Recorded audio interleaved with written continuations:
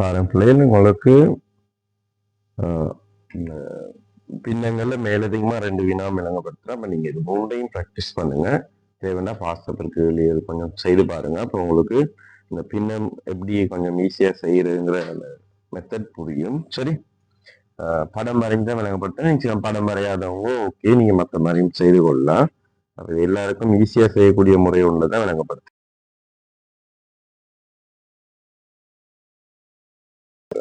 பாருங்க, ஆரம்ப பாடசாலை ஒன்றில் உள்ள மாணவர்கள்ல அப்ப 5ல் 2 பேருந்திலும், அப்ப நம்ம முதலாவது என்ன செய்யணும்? 5ல் 2 பேருந்திலும் 4ல் 1 துவிச்சக்கர வண்டியிலும். அப்ப இன்னொரு அம்புக்குறி வரணும். ஏன்னா இங்க மீதிங்கிற வசனம் வரல.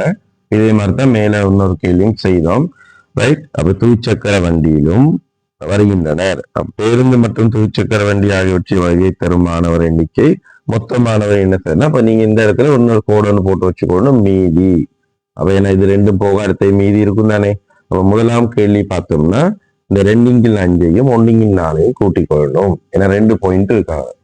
அப்ப கூட்டும் போது உங்களுக்கு தெரியும், பின்னங்கள் கூட்டும் போது கட்டாயம் பகுதியை சமப்படுத்தணும். அப்ப 4ம் 5க்கான போமாசி 20. அப்ப இதை 4ஆல பெருக்குவோம், இதை 5ஆல பெருக்கிக் கொள்ளுவோம்.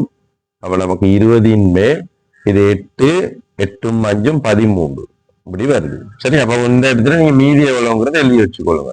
20ல 13 முடிஞ்சிட்டு அப்ப 20ல 7 பேலன்ஸ் இருக்கும். அடுத்த கேள்வி பார்த்தோம்னா மீதி மாணவர்கள். பாருங்க, அந்த மீதி மாணவர்கள்ல அப்ப ஒரு அம்புக்குறி போயிருந்தோம். 14ல 5 முச்சக்கர வண்டி. அப்ப 14ல 5 முச்சக்கர வண்டி.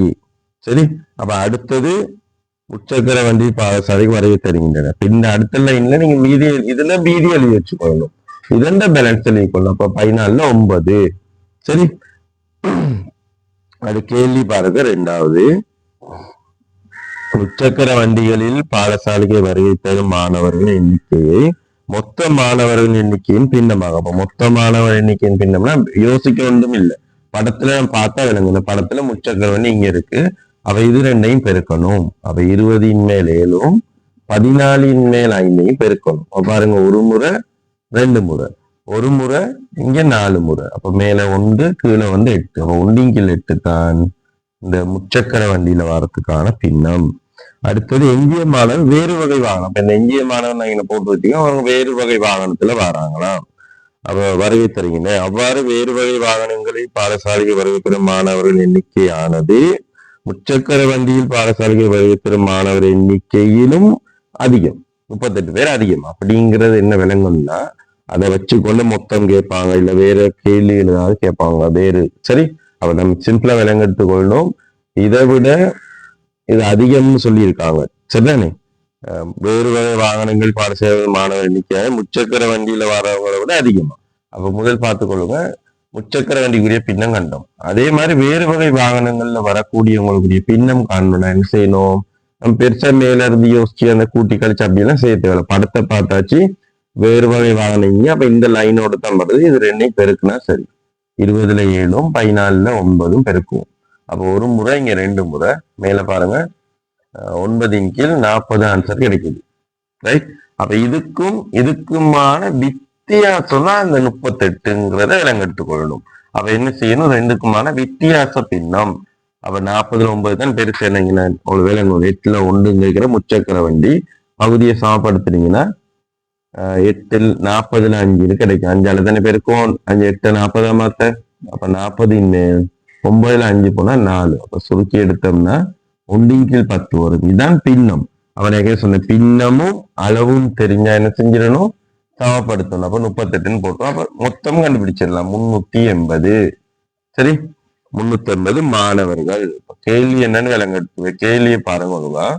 மாணவர்கள் பேருந்தில் அல்லாமல் வேறு முறைகள்ல பாடசாலைக்கு வந்தவங்க. பேருந்துல 5ல 2 பேர். வேறு முறைனா இப்ப துவிச்சக்கர வண்டி முச்சக்கர வண்டி வேறு வகை. அப்ப இது அவ்வளோத்தையும் கேட்டிருக்காங்கன்னா 5ல 2 பேருந்து. இதை தவிர்த்து இருக்கிற பேலன்ஸ் எவ்வளவு? 5ல 3. அப்ப பாருங்க, பின்னமும் அளவும் தெரிஞ்சா சமப்படுத்தி மொத்தம் கண்டுபிடிச்சோம். எனக்கு பின்னம் தெரியும். 5ல 3ங்கிறது வேறு வகை வாகனம், வேறு முறையில். சரி, அப்ப மொத்தம் தெரியும் 380. ரெண்டையும் பெருக்கணும். சரி, அது பிறகு நம்ம சுருக்கி கொள்ளலாம். ஒரு முறை 5ஆல சுருக்கும் போது பாருங்க 38ல 5 7 முறை மிச்சம் 3. அப்ப 30ல 5 6 முறை. இதை 3ஆல பெருக்கணும் 18 மீதி 1 21 1 22 மாணவர்கள். சரி, இப்படி வரும். இதே மாதிரி அடுத்த கேள்வி ஒன்று இருக்கு. Ministry paper. இது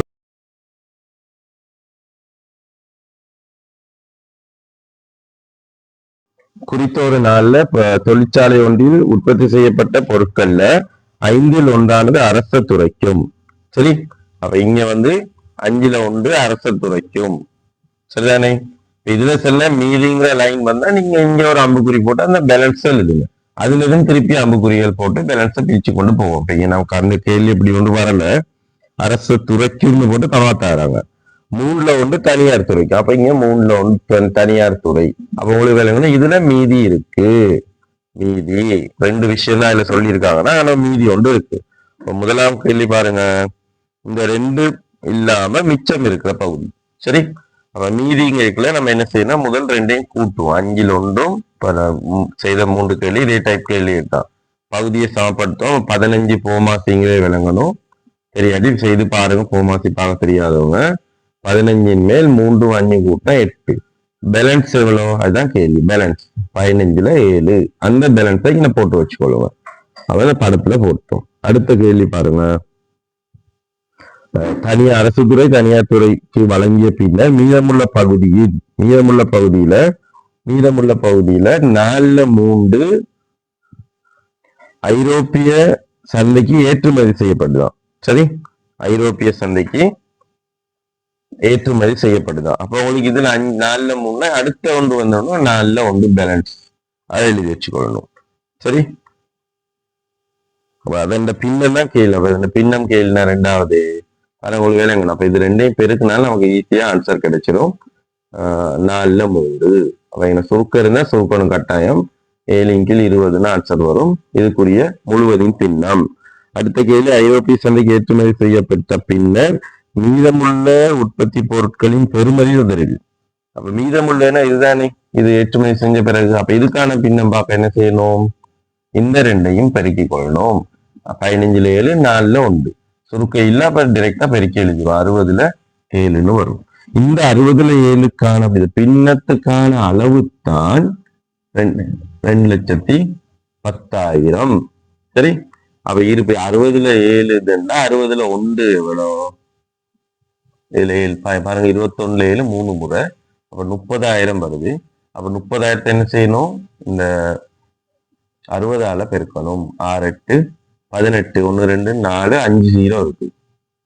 சைவர்களை சேர்த்து கொள்றது. அதையும் சேர்த்து பெருக்கி கொண்டிருக்கையில டைம் வேஸ்ட் பண்ணி அவ்வளவு என்ன சிம்பிளான கேள்வி. இப்ப நான் விளங்கியிருக்கும் நினைக்கிறேன். பின்ன கேள்வி எப்படி ஈஸியா செய்யறது கட்டாயம் நீங்க 10 மார்க்ஸ் ட்ரை பண்ணலாம். இதுலயே வரக்கூடிய சில நேர்மாறி சமன் கேள்வி வந்து கீழே போட்டிருக்காங்க பாருங்க. இத்தொழிற்சாலை 50 தொழிலாளர்கள் தினமும் 8 மணித்தியாலும் வேலை செய்கிறாங்களா.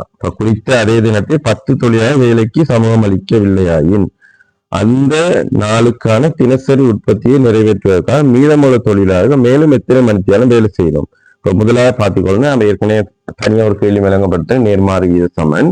இதுல பெருக்கணும், பேலன்ஸ் ஆகணும், பிரிக்கணும். இந்த 3 ஸ்டெப் நான் வச்சுக்கொள்ளுங்க. அப்ப பாருங்க, முதலாவது பெருக்கிக் கொள்ளும். 50 தர 8 மணித்தியாலம். 50 பேர் 8 தினம் 8 மணித்தியாலம். அப்ப 400 மனித